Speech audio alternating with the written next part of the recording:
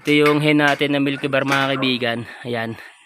So until now kung nakikita nyo, so matamlay pa rin siya, may sakit pa rin siya. Parang lumalala yung sakit niya mga kaibigan. Ayan. So ngayon hindi na siya masyado kumakain. Diba nung huling vlog natin na kahit papaano kumakain na siya, ngayon hindi na talaga siya kumakain mga kaibigan. So hindi na babawasan yung pagkain na binibigay natin. Ayan. Ayun nga, kaya siya nandiyan dyan mga kaibigan kasi hinugasan ko yung poop tray. So kasi grabe yung baho ng tinatay niya o yung dinudumi niya mga kaibigan. So puro green and then puro tubig. Malabsaw yung kanyang dumi, no? So pag ganun talaga is salmonella yung mga kaibigan, di ba? Tapos yung katawan niya mga kaibigan, yan yung katawan niya is wala na, yung bumagsak na talaga, sobrang payat na. Ayan.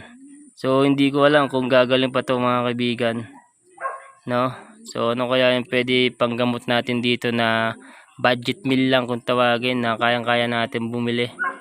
No, kahit yung mga tingi-tingi lang sana mga kaibigan kasi isang piraso lang naman yan siya na may sakit dito sa loop natin.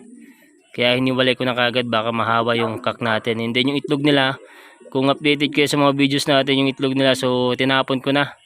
Hindi ko na pinabuhay sa kanya yung isa, yung basag, kahit na fertile yung basag, hindi ko na pinabuhay kasi baka nga lang din mabulok lang din, so sayang yung panahon, no? Kasi nga basag na yung shell niya kasi nalaglag yung mga kaibigan.